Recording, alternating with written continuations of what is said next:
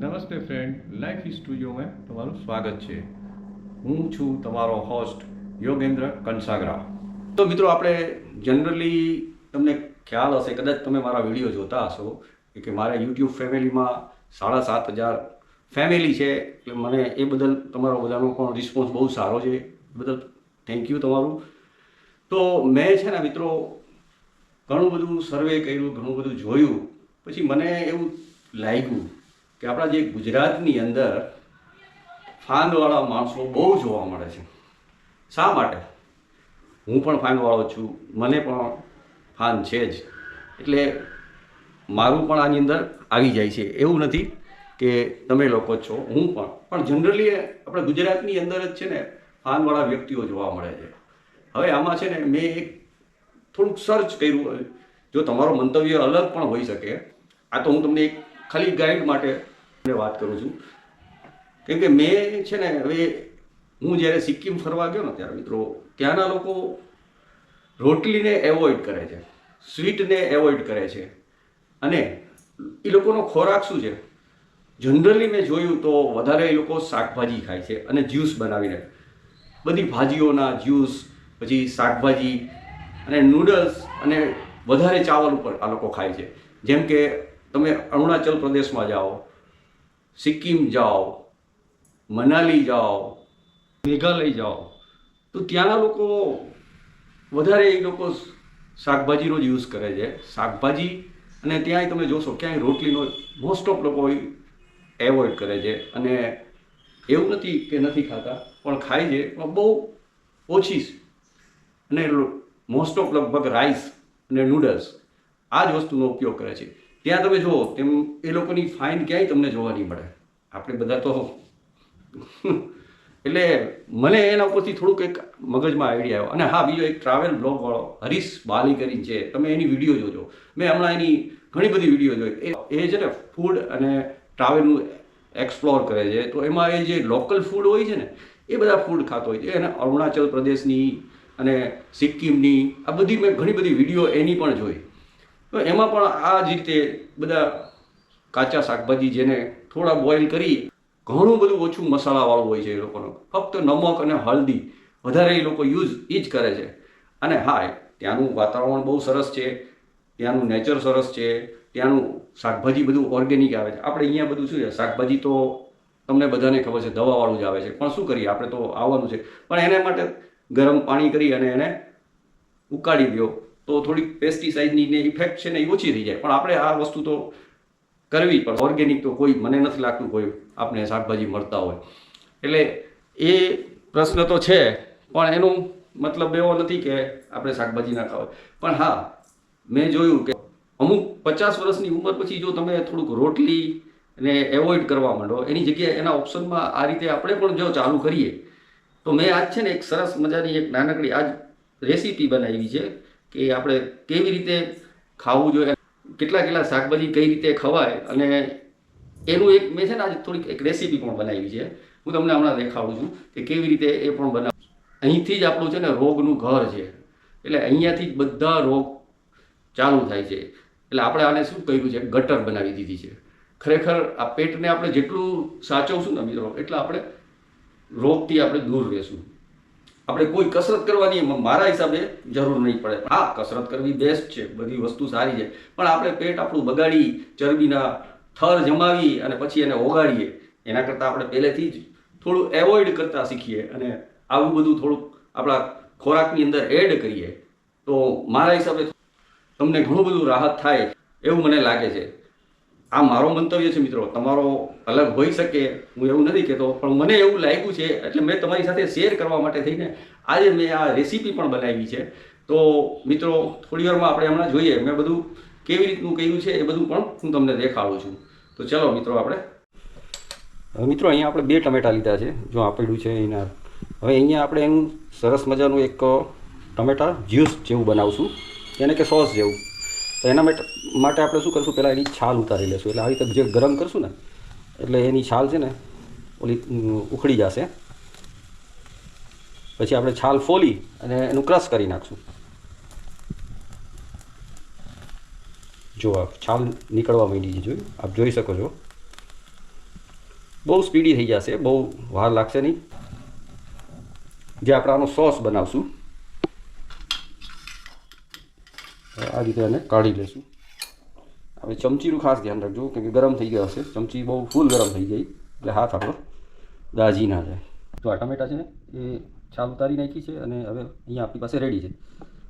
એને આપણે આની અંદર લોટામાં નાખી અને થોડુંક ક્રશ કરી નાખશું જેથી આપણું જ્યુસ જેવું સરસ થઈ જાય. અને હા મિત્રો, આમ તો છે ને આમાં મસાલા બહુ કંઈ નાખતા નથી આપણે, થોડું હું લાલ મરચું નાખું છું, બાકી સિમ્પલ જ આપણે બનાવવાનું છે, એકદમ સિમ્પલ. થોડુંક નમક નાખી દઉં છું. જો તમારે સુગરનો ટેસ્ટ લેવો હોય, થોડોક સ્વીટ બનાવવું હોય તો સુગર નાખજો, પણ ન નાખો તો બી ચાલશે. હવે આપણે આને ક્રશ કરી નાખી. થોડું પાણી આપણે એડ કરવું હોય તો કરી શકીએ, વધારે ઘટ લાગે તો થોડું પાણી એડ કરવું. પછી આને થોડુંક ઘી ઉપર આપણે તડકો મારશું. અને જો મિત્રો, આ જાપાનીઝ નૂડલ છે, જો તમે જોઈ શકો છો. અમારો સન છે ને ત્યાં જાપાન છે, એને મને મોકલાવી હતી. એની જે ક્વોલિટી જુઓ તમે, એટલે આપણે નૂડલ સાથે ખાઈ શકીએ તેવી જ રીતે આપણે જો રાઈસ સાથે પણ ખાઈ શકીએ. મેં બે વસ્તુ બનાવી છે અત્યારે, રાઈસ અને તમે પ્લેન બી ખાઈ શકો. જો તમારે કંઈ ના નાખવું હોય તો બી ચાલશે. બાકી ટેસ્ટ તમને, જો તમે એકવાર બનાવીને જોજો, તમને ન મજા આવે તો મને કહેજો, મને કોમેન્ટ કરજો મિત્રો. ચલો, આપણું આ રેડી થઈ ગયું છે. જો મિત્રો, આ પેનની અંદર આપણે છે ને થોડું ઘી લીધેલું છે, બહુ જાજુ નહીં લેવાનું. હવે આપણે એને ગરમ કરવા મૂકશું. ગરમ થઈ જાય એટલે કોઈ જાતના આપણે મસાલા નાખવાના નથી, આપણે એકદમ નેચરલ જેવું બનાવવાનું છે. હું આની અંદર ફક્ત એક તજ નાખીશ અને થોડી હિંગ નાખીશ બસ, અને નમક નાખીશ, બીજી કોઈ વસ્તુ નહીં નાખવાની. આમાં છે ને તજ ખાસ નાખજો, જેથી કરીને આપણે જે ટમેટાનો જે જ્યુસ બન્યો છે ને એનો ટેસ્ટ છે ને એ સરસ આવશે. એટલા માટે થોડા તજ નાખવાનો, વધારે નહીં. અને એની અંદર થોડી હું હિંગ નાખું છું, હિંગ નાખો તો ચાલશે. થોડું ધીમું રાખવું પડશે મિત્રો. હવે એની અંદર આપણે આ જે જ્યુસ બનાવેલું છે એ નાખી દઈએ. બસ હવે આને થોડી વાર ઉકાળવા દઈશું. સેજ નમક નાખી દઉં છું, ઓછું હતું. હવે થોડું ફૂલ કરી અને સેજ ઉકળે એટલે આપણે એને ઉતારીએ અને આપણું આ એક ટેક્સચર તૈયાર થઈ જશે. ત્યારબાદ આપણી પાસે આ બધા શાકભાજી સમારેલા છે. જો તમે જોઈ શકો છો, આ કોબીજ છે, આ લાલ કેપ્સિકમ છે, પીળા કેપ્સિકમ છે. આપણી પાસે ગ્રીન કેપ્સિકમ હશે તો બી ચાલશે. આ તો મારી પાસે હતું એટલે મેં નાખી. આ શક્કરિયું છે જે મેં રાઉન્ડ શેપમાં સુધારેલું છે. આ જે ડુંગળી છે ને આ રીતે આપણે ફોલવાની છે, જેથી મજા આવશે. અને આ ગ્રીન ડુંગળી અને કે લીલી ડુંગળી છે એને આપણે આ રીતે પીસ કરેલા છે. અને આ કોબીજ છે ને મિત્રો, એને ખાસ છે ને ક્યારેય એને આ રીતે યુઝ ન કરવી ડાયરેક્ટ. એને ફૂલ ગરમ પાણીમાં થોડી વાર પલાળી દેવી, જેથી કરી આની ઉપર છે ને મિત્રો ઘણા બધા પેસ્ટિસાઇડ હોય છે. તો પેસ્ટિસાઇડ અને અંદર જે જીવાત હોય છે એ બધું નીકળી જશે. એટલે આનો ખાસ યુઝ કરતાં પહેલાં જો કોબીજમાં પણ શક્ય હોય તો એને પણ ગરમ કરી લેવી. આ છે ગાજરના પીસ. આપણે આટલું નેચરલ જે હું વાત કરી તમને કે બહાર જે આ લોકો ખાય છે આ રીતનું જ બધું ખાય છે. હવે આપણો આ સોસ તૈયાર થઈ ગયો છે અને આપણે ગેસ બંધ કરી અને થોડી વાર આપણે બહાર રાખી દઈએ. ત્યાં સુધીમાં આપણું આ બધું આની તૈયારી કરી લઈએ. હવે આપણે આને કેવી રીતે બનાવવું એ પણ જોઈ લઈએ. બહુ સિમ્પલ પ્રોસેસ છે મિત્રો, તમને મજા આવે એવી છે અને બહુ મજા પણ આવશે ખાવાની. હવે મિત્રો, આપણે જો આ કઢાઈની અંદર આપણે થોડું ઘી નાખ્યું છે, બહુ વધારે ઘી નહીં નાખવાનું, બરાબર? એટલે અને આપણે આ જો આપણો હવે સોસ અહીંયા તૈયાર થયેલો છે. આને શું આપણે બધા શાકભાજીને આપણે સાતળવા માટે થઈ અને આપણે થોડું ઘી નાખેલું છે. હવે આપણે આની અંદર બીજું કાંઈ કરવાનું છે નહીં, વધારે કોઈ મસાલાનો યુઝ કરવો જ નથી આપણે મિત્રો. થોડાક આપણે એ પેલા લોકોની કમ્પેરિઝનમાં થોડાક આપણે મસાલા યુઝ કરશું, પણ ખાલી એની અંદર નમક અને થોડું જો હળદર, બસ. હું તો એ જ બે જ વસ્તુ વાપરીશ. અને મિત્રો, યાના લોકો છે ને બને ત્યાં સુધી સુગરનો તો સાવ એવોઇડ કરે છે. સુગર અને ચા આ લોકોનું મેં જોયું, ત્યાંનું સર્વે કર્યા પછી પણ મને એવું લાગ્યું કે આ લોકો સુગર અને ચા આનો તો બિલકુલ આમ યુઝ ન કરતા હોય ના કે બરાબર યુઝ કરે છે. અને હા, મેં તમને જે હમણાં બતાવ્યું હતું કે નૂડલ્સ, હા મિત્રો, જાપાનના લોકો પણ છે ને જો આ જ નૂડલ્સ વાપરે છે.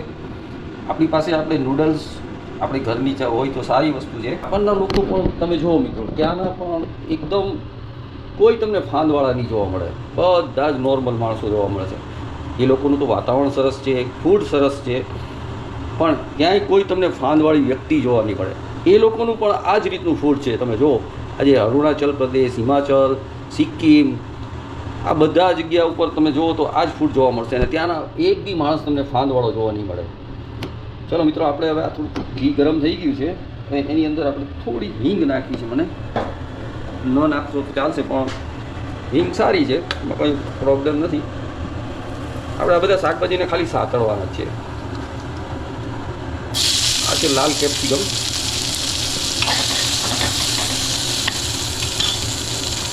હા આ કોબીજ છે, યલો કેપ્સિકમ છે. આ ડુંગળી છે ને આ રીતે સુધારશો તો તમને ખાવાની બહુ મજા આવશે. તો બધું આપણે શાકભાજી નાખી જ દઈએ છીએ, અને આ સરખું સાતળી લેશું આપણે સરસ મજાનું.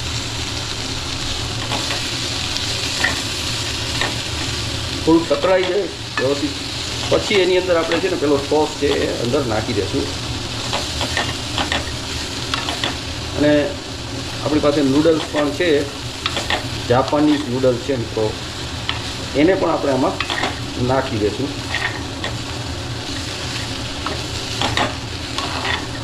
અને મિત્રો, તમે એકવાર આ બનાવીને ખાજો. તમને જો ન મજા આવે તો મને કોમેન્ટ કરજો જરૂર. અને હા મિત્રો, તમને કેવું લાગે છે એ તો મને મિત્રો થોડુંક જણાવજો યાર. ક્યારેક તો કોમેન્ટ કરો તમે. કોઈ મિત્રો મને કોમેન્ટ નથી કરતા. જો તમને પસંદ ના આવે તો પણ મને કોમેન્ટ કરો, કાંઈ વાંધો નહીં.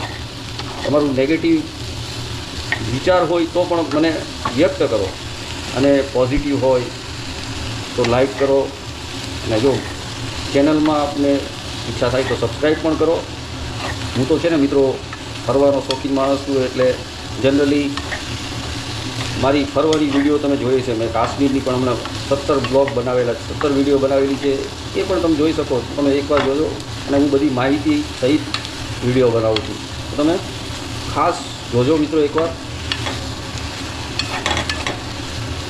આને છે ને થોડુંક વ્યવસ્થિત સાતળી દેવું, અથવા બોઇલ કરી નાખો તો પણ ચાલે, પણ આપણે સાતળીને ખાશું. મને બહુ ભાવે છે સાતળવું. બહુ ફૂલ ગેસ ન રાખવો, જેથી કરી બળી ના જાય. મિત્રો, મારો વિડીયો બનાવવાનો પર્પસ ઘણીવાર શું છે, સારી કોઈ વસ્તુ મને ગમેલી હોય તો હું તમારી સાથે શેર કરવા માટે થઈને જે વિડીયો બનાવું છું. કોઈ માહિતી હોય મારી પાસે સારી એવી, જો મને પસંદ આવતી હોય, તો મને એવું લાગતું હોય તો તમારી સાથે હું શેર જરૂર કરું છું મિત્રો. અને કરવી એ જોઈએ. આપણું એક ફેમિલી છે, તો ફેમિલી સાથે વધારે મજા પણ આવે. અને મિત્રો, કોમેન્ટ કરવાનું, મને કોમેન્ટ કરો મિત્રો, આપણે કોમેન્ટ કરો. તમારા વિચાર શું છે, તમને શું લાગ્યું, કેવું લાગ્યું. હવે એમાં થોડુંક નમક નાખી દઈશું મિત્રો, ટેસ્ટ પ્રમાણે જ નાખું. અને જો હળદી નાખવી હોય તો નોર્મલ હળદી નાખી શકો છો, ના નાખો તો પણ ચાલશે. બીજા કોઈ જાતના મસાલા નહીં નાખો. અને આપણી આ જો નૂડલ્સ મિત્રો તૈયાર થઈ ગઈ છે, આ જાપાનીઝ નૂડલ્સ, એ બધું આપણે પછી આની અંદર મિક્સ કરશું. અને હા મિત્રો, હું ખાસ એક વસ્તુ તમને કહેતા ભૂલી ગયો છું. આપણે રોટલી છે ને ક્યારેય કોરી રોટલી ન ખાવી જોઈએ, કેમ કે એનાથી તમારું ગ્લુકોઝ જરૂર વધે છે મિત્રો. એટલે હંમેશા રોટલીને ચોપડી, અને શક્ય હોય તો ગાયનું જ ઘી ખાવું. ગાયના ઘીથી કોઈ મિત્રો પ્રોબ્લેમ થતો નથી. ચોપડીને ખાવી જોઈએ રોટલી ખરેખર. અને શક્ય હોય તો ન જ ખાવી, ઓછી ખાવી, બહુ ઓછું ખાવું. આપણી ઉંમર થઈ જાય ને મિત્રો 50 વર્ષ પછી આપણે ઘણું બધું નડે છે. મને નડે છે, એવું નથી કે હું એટલો બધો સ્વસ્થ માણસ છું, પણ થોડું કેર કરવું આપણે જરૂરી છે, જેથી કરી આપણે વ્યાયામ ન કરીએ અને ઓછું કરીએ તો પણ વાંધો ના આવે. હા, વ્યાયામ કરવા બહુ જરૂરી પણ છે. તો મિત્રો, હવે આપણું રેડી થઈ ગયું છે. એની અંદર આપણે ટામેટાનું જ્યુસ નાખી દઈશું, બરાબર. થોડી વાર એને હલાવીશું. થોડુંક પાણી નાખીને થોડુંક આછું કરી નાખો. બહુ જાટું વધારે ઘટ હશે ને તો પાછું આની અંદર આપણે ઘટ થઈ જશે. આમાં મિત્રો આપણે ખાલી નમક જ નાખેલું છે, બીજું કોઈ વસ્તુ નથી, નમક અને હિંગ. અને એની અંદર આપણે આ જાપાનીઝ નૂડલ જો આપણી રેડી છે. અને પછી આપણે ભાત પણ આપણે બનવા મૂક્યા છે. ભાત પણ આપણે સાથે નાખવા હોય, અલગથી ખાવા હોય તો ખાઈ શકીએ. તમે ખાલી એમને પણ ખાઈ શકો, નૂડલ વગર પણ ખાઈ શકશો, બહુ મજા જ આવશે. ચલો આપણું આ રેડી થઈ ગયું મિત્રો. તો ચલો આપણે હવે ટેસ્ટ કરશું. જો આપણા ભાત પણ હવે તૈયાર થઈ ગયા છે, જો આપ જોઈ શકો છો. આપ અંદર મિક્સ બી કરી શકો છો, પણ હું છે ને અને અલગ રીતે લઈશ. તો થોડા ભાત અહીંયા લઈશ અને એમાં આપણું આ એને મિક્સ કરીશ થોડુંક. તમે ખાલી મિત્રો ભાત સાથે પણ ખાઈ શકો છો, નૂડલ્સની જરૂર પણ નથી. આ રીતે મિત્રો જો આપણે ડાયટ પ્લાન કહેવાય ખરેખર જોવા જઈને, થોડોક ટાઈમ સુધી જો મિત્રો આ રીતે કરશો ને તો મને વિશ્વાસ છે કે તમારું વજન પણ ઓછું થઈ જશે અને શરીરની અંદર સ્ફૂર્તિ પણ રહેશે 100%. તમે એકવાર ખાલી આ રીતે બનાવી રાતે ખાઈ અને સવારે જોજો, તમને તમારા શરીરની અંદર કાયદેસર ફિલિંગ થશે. તો હવે આપણે શું ખરેખર ફૂડમાં પણ આપણે ચેન્જીસ કરવાની ઘણી બધી જરૂર છે. મારું મંતવ્ય છે મિત્રો, તમારું અલગ હોઈ શકે. હું કોઈ એવો પેલો જ્ઞાનેશ્વરી નથી કે એવું કાંઈ નથી, પણ મને જે મનમાં આવ્યું તો થોડું તમારી સાથે શેર કરવાની ઈચ્છા થઈ, એટલે મેં તમારી સાથે આ વસ્તુ શેર કરી છે. ચાલો આ બધા મારા સબસ્ક્રાઈબને પણ મારા વતી વાહ, ગુડ. ચાલો મિત્રો, ધન્યવાદ. તમને મારી વિડીયો કેવી લાગી, શક્ય હોય તો કોમેન્ટ કરજો મિત્રો. ચાલો ફરી આપણે મળશું એક સરસ વિડીયોમાં.